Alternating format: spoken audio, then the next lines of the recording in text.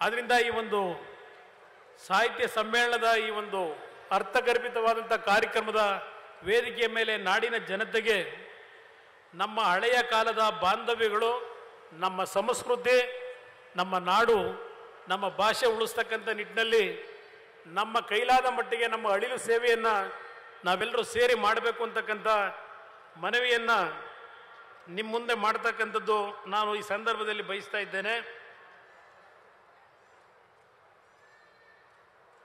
ಆಯ್ತಣ್ಣ, ನೋಡೋಣ, ಇದರ ಬಗ್ಗೆ ಎಲ್ಲ ಗಮನ ಕೊಡ್ತೀನಿ ಅಣ್ಣ.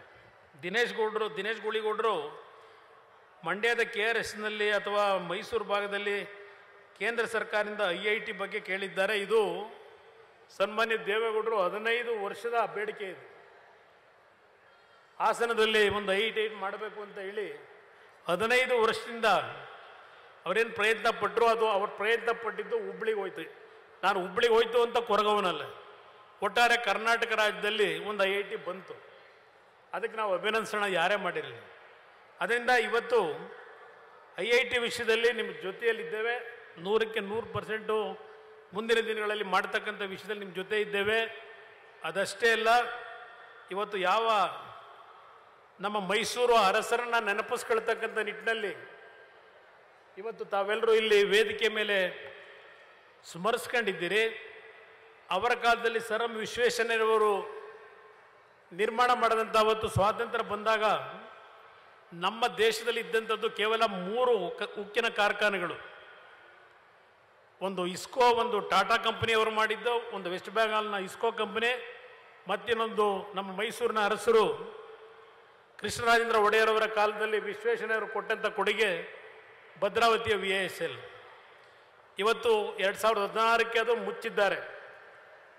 ಸುಮಾರು 10ರಿಂದ 15,000 ಕೋಟಿ ವೆಚ್ಚದಲ್ಲಿ ವಿಶ್ವೇಶ್ವರಯ್ಯನವರನ್ನು ನೆನಪಿಸ್ಕೊಳ್ತಕ್ಕಂಥ ನಿಟ್ಟಿನಲ್ಲಿ ಇವತ್ತು ಮಂಡ್ಯ ಜಿಲ್ಲೆಯ ಜನತೆ ವಿಶ್ವೇಶ್ವರಯ್ಯನವರನ್ನು ನೆನೆಸ್ಕೊಳ್ತಕ್ಕಂಥ ನಿಟ್ಟಿನಲ್ಲಿ ಇವೇನು ಇವತ್ತು ಪ್ರತಿಯೊಂದು ಹಳ್ಳಿಗಳಲ್ಲಿ ಅವರ ಪ್ರತಿಮೆಗಳಿಗೆ ಪೂಜೆ ಮಾಡ್ತೀರಿ, ಕೃಷ್ಣರಾಜೇಂದ್ರ ಒಡೆಯರವರ ಹೆಸರಿನಲ್ಲಿ ಪೂಜೆ ಮಾಡ್ತೀರಿ.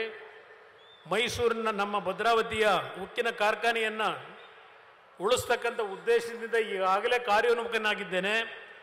VISL ಕಾರ್ಖಾನೆಯನ್ನು ಇವತ್ತು 15,000 ಕೋಟಿ ವೆಚ್ಚದಲ್ಲಿ ಪುನರ್ ನವೀಕರಣ ಮಾಡ್ತಕ್ಕಂಥ ನಿಟ್ಟಿನಲ್ಲಿ ಕಾರ್ಯಕ್ರಮಕ್ಕೆ ಚಾಲನೆ ಕೊಟ್ಟಿದ್ದೇನೆ. ಅದಷ್ಟೇ ಅಲ್ಲ, ಬೆಂಗಳೂರಿನ HMT ಇವತ್ತು ಆ ಕಾರ್ಖಾನೆಯಲ್ಲಿ ಸುಮಾರು 15-20,000 ಜನ ಕೆಲಸಗಾರರಿದ್ದರು, ಎಲ್ಲ ನಿಲ್ಲಿಸಿದ್ದಾರೆ.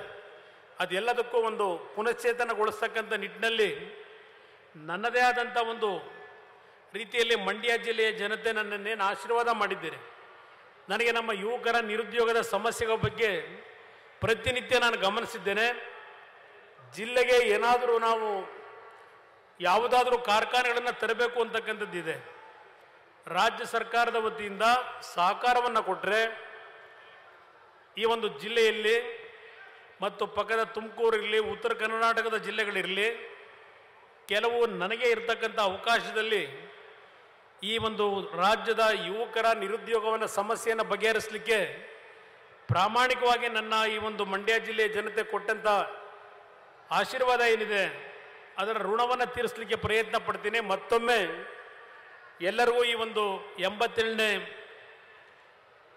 ಕನ್ನಡ ಸಾಹಿತ್ಯ ಪರಿಷತ್ತಿನ, ಅಖಿಲ ಭಾರತ ಕನ್ನಡ ಸಾಹಿತ್ಯ ಪರಿಷತ್ತಿನ ಸಮಾರೋಪ ಸಮಾರಂಭದ ಅಭಿನಂದನೆಗಳನ್ನು ಸಲ್ಲಿಸಿ ನಮ್ಮ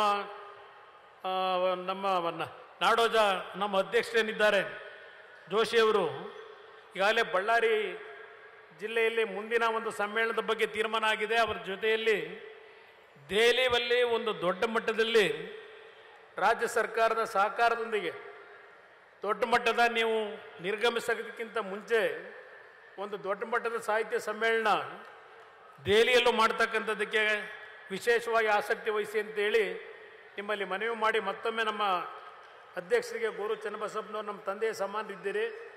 ನಾನು ಮೊನ್ನೆ ನೋಡಿದೆ, ಕೇವಲ ನೀವು ಇನ್ನು 2 ವರ್ಷ ಅಲ್ಲ, ಇನ್ನೂ 16 ವರ್ಷಗಳು ನಮ್ಮ ಮುಂದೆ ಬದುಕಬೇಕು. ನೀವು ಶತಾಯುಷಿಗಳಾಗಬೇಕು ಅಂತ ಒಬ್ಬರು ಜ್ಯೋತಿಷದವ್ರು ಹೇಳಿದ್ದಾರೆ. ಇನ್ನು 2 ವರ್ಷ ನಾನು ನಿಮ್ಮ ಜೊತೆಯಲ್ಲಿ ಇರ್ತೇನೆ ಅಂತಕ್ಕಂಥ ಮಾತು ಹೇಳಿದ್ದೀರಿ. ನಾನು ಗಮನಿಸಿದೆ. ನೀವು 100 ವರ್ಷಕ್ಕೆ ನಮ್ಮ ಜೊತೆಯಲ್ಲಿ ದೂರ ಸರಿಯತಕ್ಕಂಥ ಪ್ರಶ್ನೆ ಇಲ್ಲ. ಇನ್ನೂ 15-20 ವರ್ಷಗಳು ನಮ್ಮ ಜೊತೆಯಲ್ಲಿ ಇರಬೇಕು ಅಂತಕ್ಕಂಥ ಭಗವಂತನಿಗೆ ಪ್ರಾರ್ಥನೆ ಸಲ್ಲಿಸಿ ನಿಮ್ಮ ಈ ಒಂದು ಅಧ್ಯಕ್ಷ ಸಮಾರೋಪದ ನುಡಿಗಳನ್ನು ಕೇಳಲಿಕ್ಕೆ ನಾನು ಕಾತರನಾಗಿದ್ದೇನೆ. ಎಲ್ಲರಿಗೂ ನನ್ನ ಧನ್ಯವಾದಗಳು, ಎಲ್ಲರಿಗೂ ನನ್ನ ನಮಸ್ಕಾರ.